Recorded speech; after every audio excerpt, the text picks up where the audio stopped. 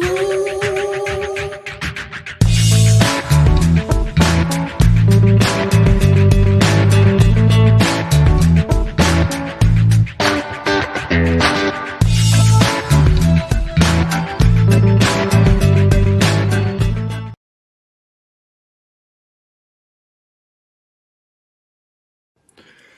Video में हमारा topic of discussion है introduction to organic chemistry and organic compounds, और इसमें हम डिटेल से डिस्कस करेंगे organic compound sources, composition of organic compounds, properties and uses. तो सबसे पहले अगर हम क्लासिफिकेशन ऑफ कंपाउंड्स की बात करें तो सोर्सेज की बेस पे कंपाउंड्स को दो मेजर क्लासेस में डिवाइड किया जाता है, organic compounds and inorganic compounds.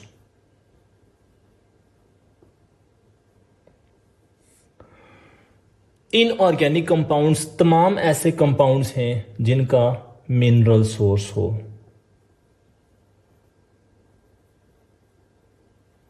जैसे कि टेबल साल्ट,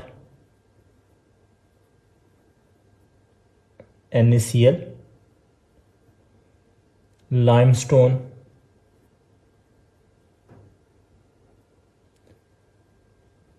कैल्शियम कार्बोनेट। तो ये दोनों कंपाउंड्स क्लासिफाई होते हैं एज अ इनऑर्गेनिक कंपाउंड क्योंकि इनका सोर्स क्या है, they have a mineral source.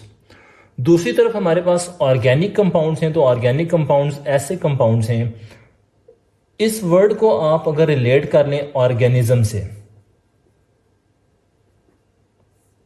यानी लिविंग ऑर्गेनिज्म, तमाम ऐसे कंपाउंड्स जिनका सोर्स कोई लिविंग ऑर्गेनिज्म है, जैसे either they are obtained from plants, animals और माइक्रो ऑर्गेनिजम्स।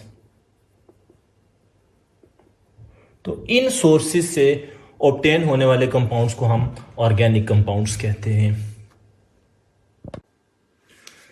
जैसे कि प्लांट्स से कार्बोहाइड्रेट्स,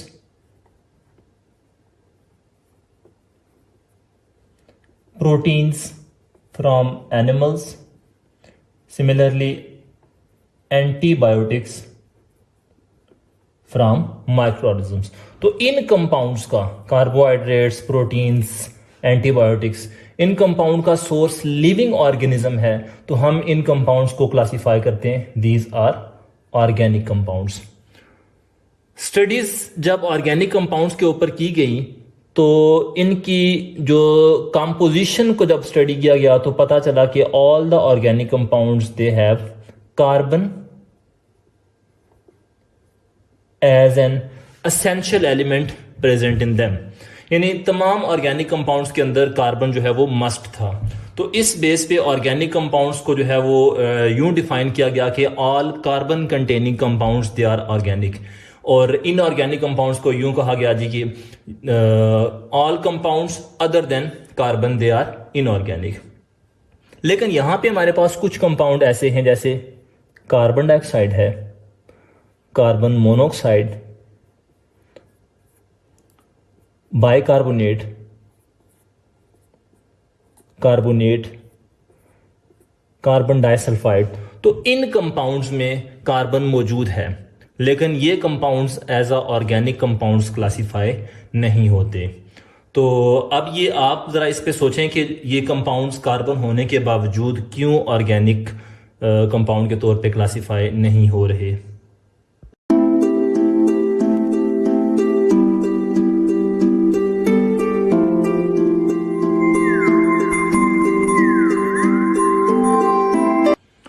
जी, तो इसका आंसर है कि इन तमाम कंपाउंड्स जो कि कार्बन कंटेनिंग हैं, इनका सोर्स मिनरल है, तो मिनरल सोर्स होने की वजह से इन कंपाउंड्स को एज अ इनऑर्गेनिक कंपाउंड के तौर पे जो है वो कंसीडर किया जाता है।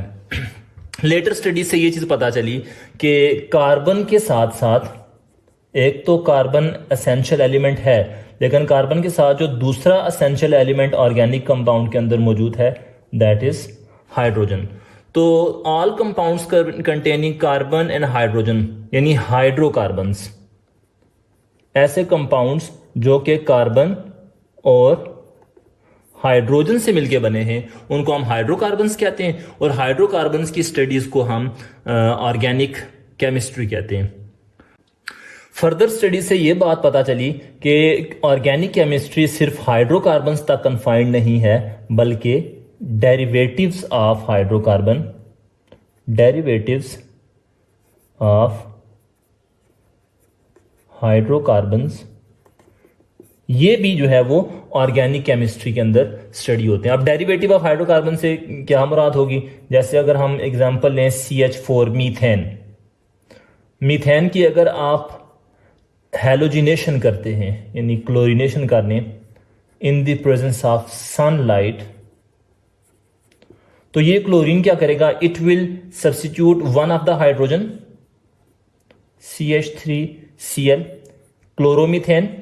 ये क्लोरोमीथेन इसी कंडीशन में डाइक्लोरोमीथेन, डाइक्लोरोमीथेन इन्हीं कंडीशंस में ट्राइक्लोरोमीथेन, और ट्राइक्लोरोमीथेन फाइनली कन्वर्ट हो जाएगा टेट्राक्लोरोमीथेन या कार्बन टेट्राक्लोराइड। अब जो ये chloromethane, dichloromethane, tri and tetra, इन सब को हम कहेंगे कि these are derivative of hydrocarbons, की ये डिराइव हुए इस मीथेन से बाय सर्टेन केमिकल रिएक्शंस। तो ऑर्गेनिक केमिस्ट्री जो है ये हाइड्रोकार्बन्स और उनके डेरिवेटिव्स की स्टडी केमिस्ट्री की ब्रांच का नाम है। अब यहां से हम ये कह सकते हैं कि जो ऑर्गेनिक केमिस्ट्री है, ऑर्गेनिक केमिस्ट्री में कार्बन, हाइड्रोजन और इसके अलावा और भी एलिमेंट प्रेजेंट हो सकते हैं। और वो एलिमेंट कौन से? ज्यादातर जो एलिमेंट्स इनमें प्रेजेंट होते हैं वो ऑक्सीजन है, सल्फर, नाइट्रोजन, फास्फोरस है, सिलेनियम है, एटसेट्रा। यानी ज्यादातर ये कॉमनली जो है वो एलिमेंट्स कार्बन और हाइड्रोजन के अलावा जो है ये प्रेजेंट होते हैं। तो यहाँ पे अगर हम ऑर्गेनिक केमिस्ट्री को डिफाइन करें तो हम यूँ कहेंगे कि organic chemistry is the branch of chemistry which deals with the study of compounds of carbon and hydrogen, यानी हाइड्रोकार्बन्स एंड देयर डेरिवेटिव्स, यानी हाइड्रोकार्बन्स और उनके डेरिवेटिव्स की स्टडी को हम ऑर्गेनिक केमिस्ट्री कहेंगे, और इन कंपाउंड्स को हम ऑर्गेनिक कंपाउंड्स कहेंगे। तो जैसा कि यहाँ पे हमने देखा कि ऑर्गेनिक कंपाउंड्स जो हैं वो लिविंग सोर्स से या लिविंग ऑर्गेनिज्म से जो है वो ऑब्टेन होते हैं, तो इस पॉइंट की वजह से ओरिजिनेट हुई थ्योरी ऑफ वाइटलिज्म, जिससे हम ज्यादातर फेमिलियर यूं हैं vital force theory. Vital force theory को जो है वो प्रपोज किया बर्जीलियस ने 1815 में। इस थ्योरी के अकॉर्डिंग जो ऑर्गेनिक मॉलिक्यूल्स हैं, organic molecules, they cannot be synthesized or they cannot be made from inorganic molecules, कि ऑर्गेनिक मॉलिक्यूल जो हैं वो आप उनको इनऑर्गेनिक मॉलिक्यूल से नहीं बना सकते, और they can only be made by living organism and inside the living body. यानी ऑर्गेनिक कंपाउंड्स सिर्फ लिविंग ऑर्गेनिज्म बना सकते हैं और वो ऑर्गेनिक कंपाउंड्स लिविंग बॉडी के अंदर ही बनेंगे, और इस थ्योरी को नाम दिया गया वाइटल फोर्स थ्योरी। तो वाइटल फोर्स थ्योरी ये कहती है कि ऑर्गेनिक कंपाउंड्स को बनाने के लिए we need an immense force, एक बहुत ह्यूज फोर्स, एक बहुत बड़ी फोर्स की जरूरत है, और इंसान की अप्रोच में वो फोर्स है नहीं, लिहाजा ऑर्गेनिक कंपाउंड्स को इंसान जो है वो सिंथेसाइज नहीं कर सकता। तो इस थ्योरी ऑफ वाइटलिज्म या वाइटल फोर्स थ्योरी की वजह से ऑर्गेनिक फील्ड में काम जो है वो बिल्कुल नहीं हुआ, और ऑलमोस्ट 14 ईयर्स तक लोगों ने ऑर्गेनिक कंपाउंड्स को सिंथेसाइज करने की कोशिश नहीं की, बल्कि वही जो इनके कॉमन सोर्सेज थे, प्लांट्स, एनिमल्स या माइक्रो ऑर्गेनिजम्स, तो इन्हीं सोर्सेज से ऑर्गेनिक कंपाउंड्स को अचीव किया जाता रहा। फिर 1828 में फ्रेडरिक वूलर, इस बंदे ने first ever time organic compound lab के अंदर सिंथेसाइज किया। और सिंथेसिस हुई कैसे? He was playing around ammonium cyanate chemistry. तो अमोनियम साइनेट अपॉन हीटिंग ये ट्रांसफॉर्म हुआ यूरिया में, और ये यूरिया पहला ऑर्गेनिक कंपाउंड था जिसको लैब के अंदर सिंथेसाइज कर लिया गया। इससे पहले यूरिया जो है वो एनिमल यूरिन से ऑब्टेन किया जा रहा था। तो यूरिया की सिंथेसिस ने एक गेटवे ओपन कर दिया ऑर्गेनिक कंपाउंड की सिंथेसिस में, और वाइटल फोर्स थ्योरी जो है वो रिजेक्ट होगी कि नहीं भाई, ऑर्गेनिक कंपाउंड्स हम सिर्फ लिविंग ऑर्गेनिज्म से ऑब्टेन नहीं कर सकते, बल्कि हम उनको सिंथेसाइज जो है वो लैब के अंदर भी बना सकते हैं। तो इस तरह कह लें कि ये एक जो गेटवे था जिसने नई डायमेंशन दी, और फिर लोगों ने जो है वो ऑर्गेनिक फील्ड में काम करना शुरू किया, ऑर्गेनिक कंपाउंड्स को सिंथेसाइज किया। और आज हम जो है वो कहते हैं जी कि millions of millions organic compound जो है वो सिंथेसाइज किए जा चुके हैं। तो हम ये भी कह सकते हैं कि आज के दौर में ऑर्गेनिक कंपाउंड्स जो हैं, इनके बगैर, इन ऑर्गेनिक कंपाउंड्स के बगैर जो है वो लाइफ का सर्वाइवल नहीं है। क्योंकि अगर हम देखें तो हमारी जो फूड है that is organic in nature. इसी तरह अगर हम अपनी क्लोथिंग देखें तो क्लोथिंग क्या है? It is organic. मेडिसिन्स में ऑर्गेनिक की applications, then shelter organic in nature, vitamins organic in nature, then we have hormones, they are organic in nature. फिर हमारे पास हैं soaps and detergents ऑर्गेनिक। इसी तरह हमारी ट्रांसपोर्टेशन जो कि पेट्रोलियम इंडस्ट्री पे बेस कर रही है, तो ये सारे क्या हैं? These all are organic compounds. तो देखें इन तमाम एप्लीकेशंस की जो हमारी डेली लाइफ में इनकी एप्लीकेशंस हैं, इस बेस पे हम कह रहे हैं कि लाइफ जो है वो बड़ी मुश्किल हो जाएगी ऑर्गेनिक कंपाउंड्स के बगैर। तो इस सारी डिस्कशन से हमें ये पता चला कि जो ऑर्गेनिक कंपाउंड्स हैं, अगर हम उनको दोबारा उनके सोर्सेज की बात करें तो एक तो सोर्स ये हो गया कि हम नेचुरल वे से जो है वो उनको ऑब्टेन कर रहे हैं। दूसरा ये, जैसे हमने कहा जी कि जब वूलर ने यूरिया को सिंथेसाइज किया तो सिंथेटिक मोड भी आ गया, यानी हम ऑर्गेनिक कंपाउंड्स को लैब के अंदर सिंथेसाइज कर सकते हैं। फिर यहाँ पे एक चीज़ अगर हम और ऐड कर लें कि ऑर्गेनिक कंपाउंड्स ऐसे सोर्सेज से भी अचीव किए जा सकते हैं विच वर वंस लिविंग, जो कभी जिंदा रहे, या ज़्यादा अप्रोप्रिएट ये होगा कि हम यहाँ पे लिख लें फॉसिल फ्यूल्स। तो ऑर्गेनिक कंपाउंड के तीन मेजर सोर्सेज हमारे पास यहाँ हैं, synthetic, natural and once living यानी फॉसिल फ्यूल्स।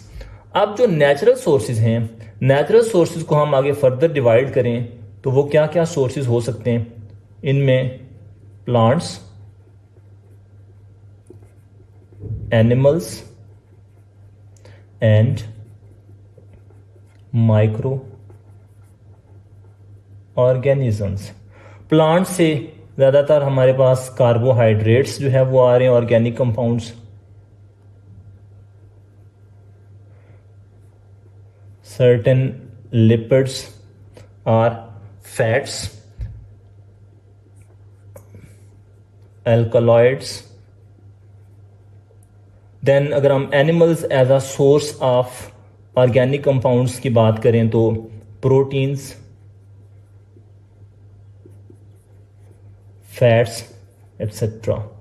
फिर microorganism as a source of organic compounds में एंटीबायोटिक्स, सर्टेन एंटीबायोटिक्स जो हैं वो डायरेक्टली माइक्रो ऑर्गेनिज्म से अचीव होती हैं, जैसे इसमें हम पेनिसिलिन,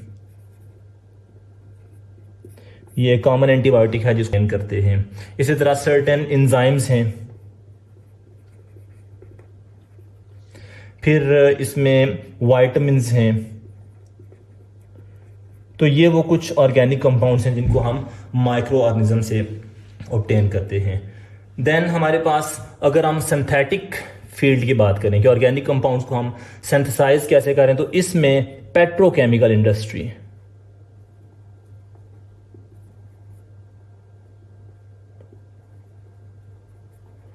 यानी पेट्रोलियम बेस्ड प्रोडक्ट्स, कि पेट्रोलियम को हम यूज़ कर रहे हैं, पेट्रोलियम से ऑब्टेन होने वाले ऑर्गेनिक कंपाउंड्स को आगे फर्दर हम उनके ऊपर मॉडिफिकेशन करके, उनके ऊपर सर्टन केमिकल रिएक्शंस करके हम उनको मॉडिफाई कर लेते हैं कुछ और कंपाउंड्स में। थर्ड हमारे पास कैटेगरी आ रही है ऐसा सोर्स जो कि कभी लिविंग था। तो इस सोर्स को हम फर्दर जो है वो डिवाइड कर सकते हैं 3 फर्दर स्मॉल सोर्सेज में, जिसमें कोल है, पेट्रोलियम है एंड नेचुरल गैस है। कोल जो है ये जब भी कोई प्लांट या प्लांट का कोई पार्ट उससे डिटैच हो गया, प्लांट डेड हो गया, and when it is buried under the soil, so under high pressure, high temperature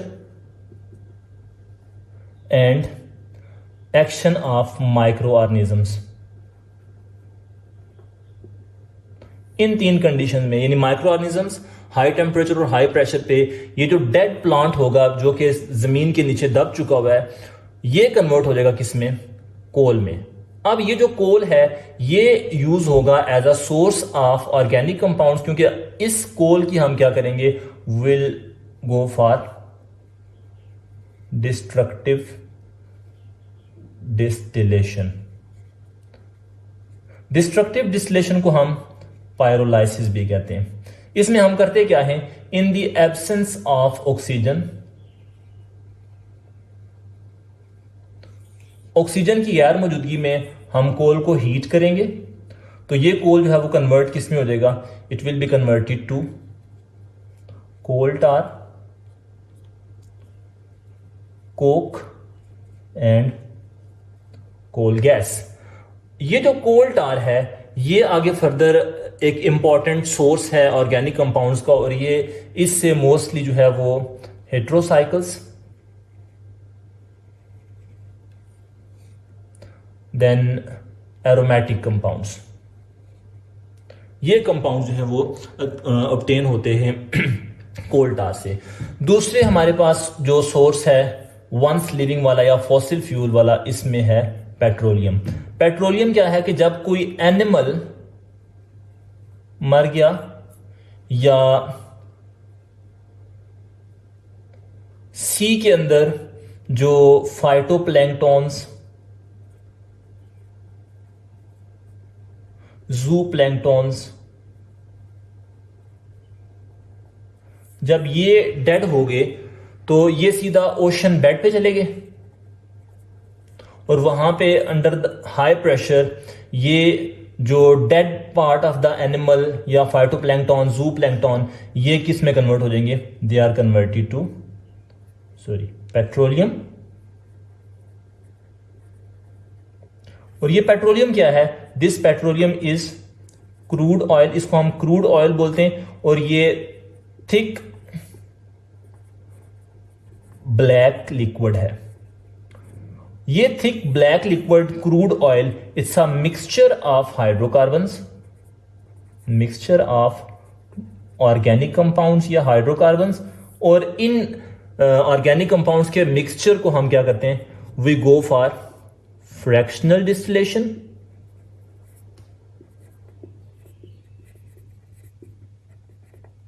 तो फ्रैक्शनल डिस्टिलेशन करके हम इन कंपाउंड्स को जो है वो सेपरेट कर लेते हैं, और फ्रैक्शनल डिस्टिलेशन जिस प्रिंसिपल के ऊपर बेस कर रही है, that is difference in boiling point, यानी कंपाउंड्स को हम उनके बॉइलिंग पॉइंट के डिफरेंस की बेस पे सेपरेट कर लेते हैं। थर्ड हमारे पास सोर्स है विच इज नेचुरल गैस। तो नेचुरल गैस जब भी कोई ऑर्गेनिक मैटर डिकम्पोज होगा, जब कोई ऑर्गेनिक मैटर डिकम्पोज होता है तो वो किस में कन्वर्ट होता है, that is converted to natural gas. और ये नेचुरल गैस है क्या, it is a mixture of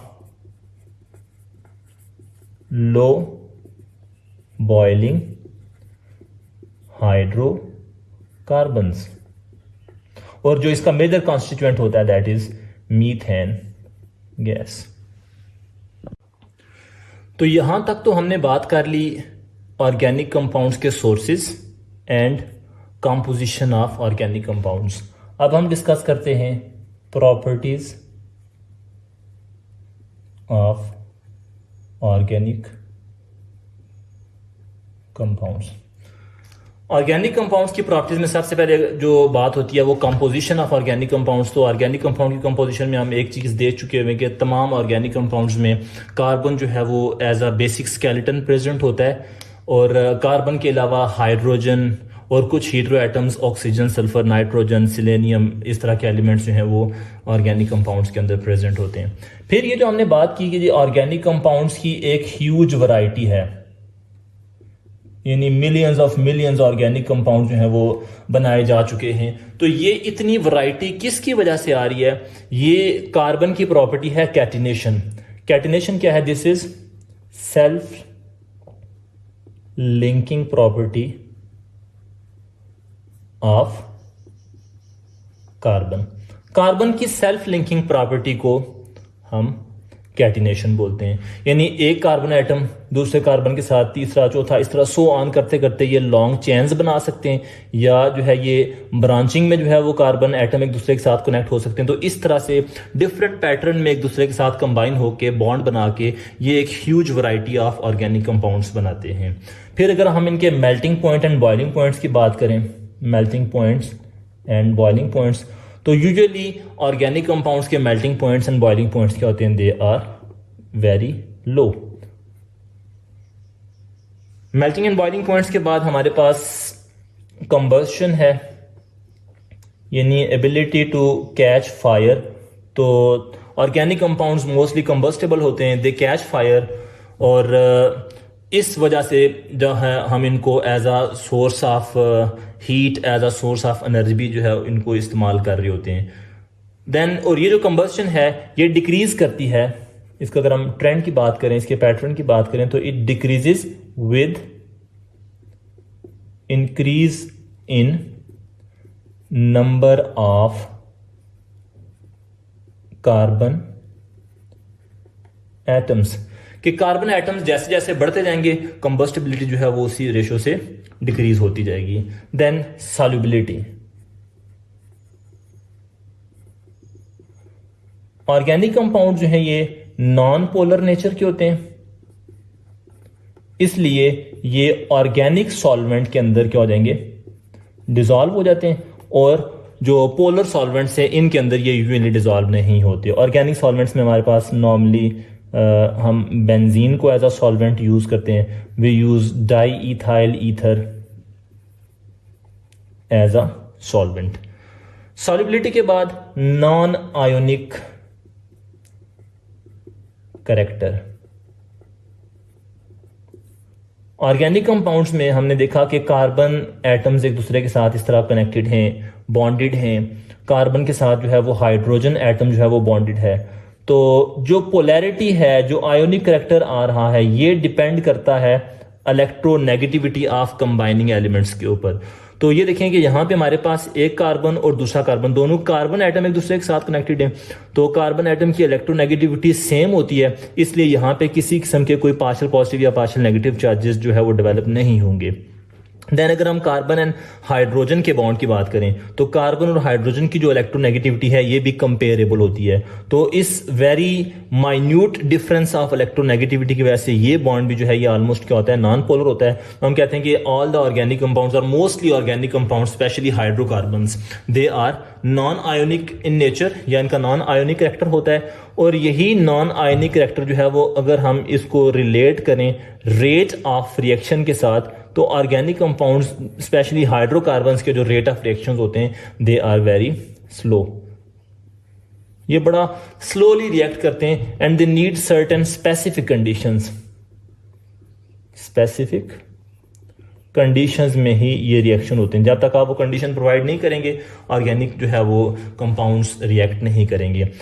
lastly अगर हम इनकी बात करें इलेक्ट्रिकल कंडक्टिविटी, इलेक्ट्रिकल कंडक्टिविटी, जो कंडक्टिविटी होती है ये दो फैक्टर्स के ऊपर डिपेंड करती है। एक availability of free moving electrons, यानी फ्री इलेक्ट्रॉन्स फ्रीली मूव कर रहे हो तो जो है वो कंपाउंड्स क्या करते हैं, इलेक्ट्रिसिटी को कंडक्ट करते हैं। दूसरा ये है कि अवेलेबिलिटी ऑफ फ्री मूविंग